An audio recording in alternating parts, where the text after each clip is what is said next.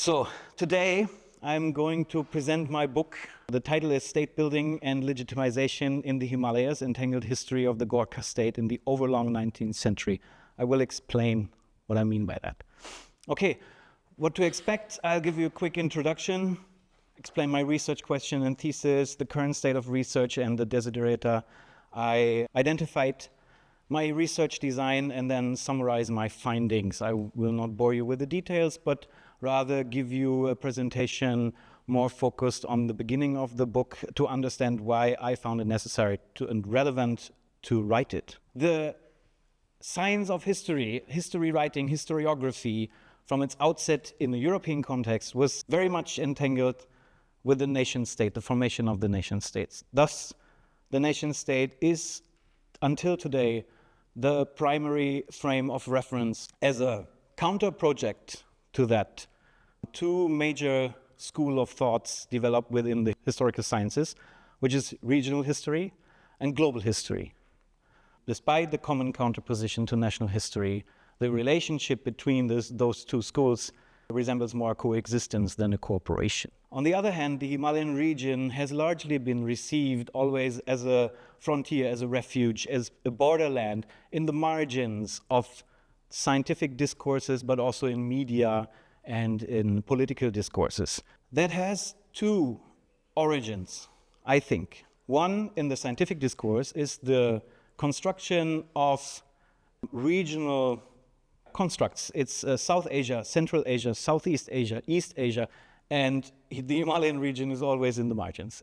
And on the other hand, we have the historical sciences, historiography in the region and about the region, which is largely influenced by methodological nationalism. So that is to say that the nation as the container of thinking is the main frame of reference. So I have Nepalese history, I have Indian history, I have Bangladeshi history, and so forth. Historiography itself is also, especially in the case of the Himalayan region, is prone to isolationism and narratives of exceptionalism. Since the turn of the century, there is a growing interest from scholars from different angles getting engaged with the Himalayan region, and they explored global, regional, local, and national entanglements, connections, exchanges, transculturally, transregionally, transnationally, in the topics of culture and religion, literature and language, politics and trade, identity. But what has not been discussed or researched properly, and this is where I start my work, is the reciprocal dynamics between state-building processes and strategies of legitimization. And this is where my work is positioned. This is my major assumption for my whole work. Every claim to power always has an inherent deficit of legitimacy, meaning everyone who wants to rule anything, and that can be applied to any context, if it's in the household, if it's in the family, if it's in the state, everyone who has a claim to power always needs a reason why they are the one to rule. We can translate that to history, as Sebastian Conrad has done, that every form of annexation and rule over territory or people always has this inherent lack of legitimacy. And instead of presupposing the specific forms of legitimization, discourse, and practices, we should analyze them. Which leads me to my research questions. I have two research questions. One is, which strategies did the elites of the Gorkhā state adopt to legitimize their claim to power? And can these strategies be used to identify further regional and global historical entanglements in the central Himalayan region? And I developed three theses. One is, local, regional, and global dynamics of the state formation create new forms of legitimizing power. The second one is, a successful self-civilizing project helps to secure internal power and at the same time prevent possible external domination. And third, this study is an example for how to implement and think of regional and global history in connection and not separate from each other. On the current state of research, I had to delve into two fields, basically. One is theories and research on legitimacy in a very broad sense. And on the other hand, my specific area focus required me to go deep into historiography and historical research on the Gorkhā state. The major part of legitimization theory which I focused on is the phenomenon of self-civilizing. And that is a derivative from the civilizing mission. Self-civilizing is a term from Selbstzivilisierung, which is quite difficult to translate. So Selbstzivilisierung has three major aspects to it. First, it includes the admiration for some elements of the contemporary civilization models of European powers and the associated criticism of inhibiting aspects of their own culture and society. The opportunistic idea of undermining the hegemony of the European powers through preventive and partial self-civilization, and the interest of the elites in using the new situation to expand their own power and to make their own state apparatus more effective. If these three come together, they can become what Jürgen Osterhammel and Sebastian Conrad termed Selbstzivilisierung, meaning instead of being civilized by outsiders, by a colonial power, they come first and civilize themselves and thereby discredit the claim to power by an outside force. So, looking at the two fields in legitimization theory and in historiography and historical research on Nepal and the Gorkhā state, I summarized the major desiderata in this word cloud. So the first one is methodological nationalism. As I explained before, the nation as the main framework of thinking. But also, we have very often back projection of current political entities into the past. Related to that in the field of history and historical research is the claim to exceptionalism. Historiography in the region has long been very descriptive event chronology. History writing in the case of the Gorkhā state in Nepal has always been one of self-isolation, portraying themselves as being isolated from the rest of the world. Not by stating so explicitly, most of it is said by not referencing it, by leaving it out. And then, on the other hand, the desiderata I identified in the field of research for legitimacy is, first of all, legitimacy studies have a clear reference to the present. They're not looking into the past very often.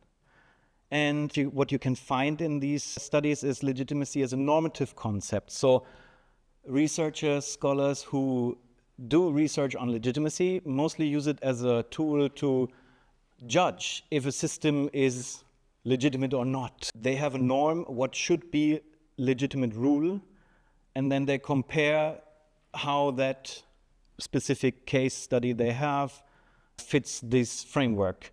And then they say, okay, this is a legitimate rule or this is not. The empirical study of legitimacy is underrepresented. And then we have empirical centrism. So centrisms, actually. So most of the research you find in all theory building is derived from European and North American contexts. And there are very few studies you find anything about legitimacy in Asia. It's about India or China, and that's it. So you have these Asian centrisms and you have the European North American centrism. So what I did now is, first of all, I collected everything I found. And that was a lot. And I realized, okay, I will not get to anything productive if I do not have a coherent analytical framework through which I have to filter all the material I found.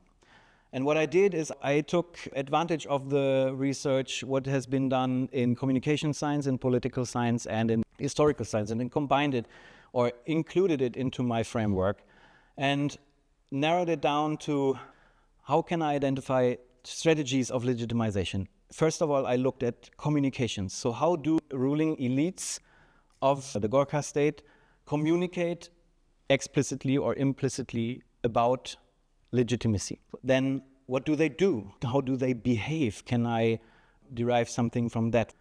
And then the perception. So people reacting to the communication or behavior of those ruling elites.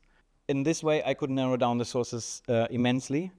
And then I analyzed them according to the modality, meaning material and immaterial dimensions, meaning is it about establishing social norms? So that would be immaterial.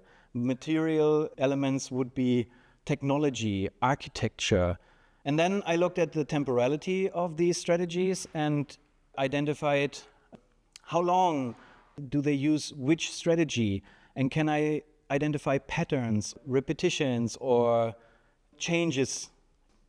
And then lastly, I looked at the targeted audiences. So to whom they are communicating what to legitimize their rule. I came down to a few specific examples to make my argument clear. This is not exhausted, so there's a lot more one could do. This is only what I found particularly interesting and worth pursuing. But there's more. So what did I find? First of all, I needed a narrative framework, because the terminology to speak about the history of the Central Himalayan region is highly problematic. In the sense, by using the term Nepal as terminology to describe something in the 1800s is very difficult, because it reprojects a current political entity into the past. So I developed my own framework as a tool and try to use different terminology for the different phases of state building. So I divided it into the formative, the expansive, and the consolidating phase. And I used the limitation of the overlong 19th century. So the formative state, I used the term Gorkhā Rajya. For the expansive phase, the Gorkhā Rajya becomes the Gorkhā Raj, and after 1816, it develops into the Gorkhā state. This is the second chapter where I establish this narrative in which to place my own research, my own findings, because I made a decision to have a thematic structure of the book. So in the formative and expansive phases, I identified a dynamic continuum of local and regional legitimization strategies. And those are the major four. So one is about upgrading their own origins. So the elites claimed to be of Rajput origins, and they used local historiography, the Vamshavalis, to do that and to construct this mythology. And they are not alone with that. That is something you find in other parts of the Himalayan. That is not something exceptional. That is actually what most of ruling groups in the Himalayan region did. Then they used identity constructions of Varna, Jat, and Thara, multiple identities as rulers, appropriating these different categories and trying to form a social order. Then they relied also on other regional powers, in the case of the Gorkhā state, on the Mughal in India, and also on the emperor in Beijing, and used them as a regional source of legitimacy, and appropriated the concept of the Hindu god kingship. And by doing that, they legitimized their power in these early phases of state building. So locally and regionally, things changed drastically after the event of colonial expansions of the British in South Asia. Once the British had a firmer rule on the continent, the ruling elites in the Gorkhā state changed their approach drastically, also with the change of power within the Gorkhā state when the Rana family came to power. It's the commencement of self-civilizing in the Gorkhā state when the Rana family establishes law and order by codifying a legal system. And they use that to institutionalize a social order, to also implement, to a certain degree, social reform and make their state apparatus more effective. Throughout the course of the 19th century, they also instrumentalized the healthcare system and educational institutions to portray themselves as the civilizing power instead of the British colonizers. So what we see here, I have two images. On the left side, you see the military hospital, which was built in the late 1920s.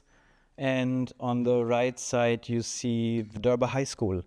Basically, it merges different ideas about healthcare, about health, about medicine, and about education, and try to combine and balance out the different influences, the regional, the local, but also the global ones, to legitimize their rule in two directions: horizontally to other rulers in the region, so that they can avoid being integrated into the British Raj, but at the same time to distance themselves and create an image of themselves as the superior ruling class within the country, within the state. And then later on, they adopted technologies. For example, here we have hunting photography. There's a large collection of hunting photography of the Gorkhā royal family, the Rana family, the clock tower, Gantagar, in Kathmandu, which was situated just in front or opposite to the Durban High School, a very prominent place within the Kathmandu urban area. And this combination of architectural style, but also the meaning of being the ones who project time within the city was new. So at the time, there was no public clock tower. And it's not being the British building it, it's the Gorkhā's ruling elites building it themselves. And then here's a picture, an image I found of the very short but existing train connection at the time from the British Raj into the Gorkhā state. What does it all mean? Why is this interesting? Why is this relevant? So my conclusions. The initial adaptation of local and regional legitimizing discourses and practices is in the beginning. So they first look what is around, what are others doing, and they just imitate it, basically. And in the course of the 19th century, the strategy of self-civilizing materially and morally becomes increasingly important. The ruling elites try a balancing act between proximity on the one hand to the colonial power and project we are equal to you, but at the same time keep enough distance so that they still can claim to have their identity as rulers within the Gorkhā state, not questioned by insiders. And then there's a brief orientation towards Japan in the early 20th century with the rise of the Japanese empire after the Meiji Restoration, coinciding with a pan-Asian intellectual shift, which is detailed by Pankaj Mishra in 2012. In essence, these measures of self-civilizing and legitimizing the rule had ambivalent impact. On the one hand, the Rana family could secure their claim to power for an extended period of time, and they could avoid being integrated into the British Raj. But at the same time, getting so close to the British and adopting their strategies also created a huge distance to their own people.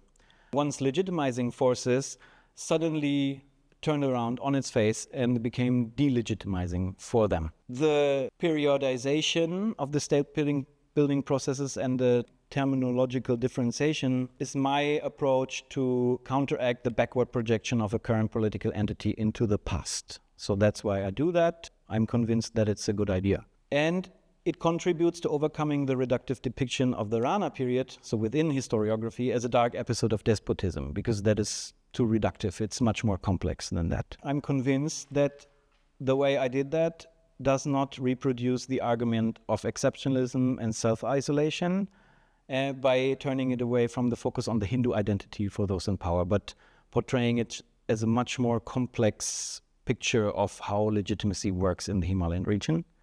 And it's an open history, so it's a thematic structure. I just stopped writing, but I could have done more, and there's much more to do. My analytical approach and the openness of temporal limitation invites further scholarly attention in the future. And in essence, and this is my broader argument in general, it demonstrates in practice how global, regional, and even national history can be combined in historical research.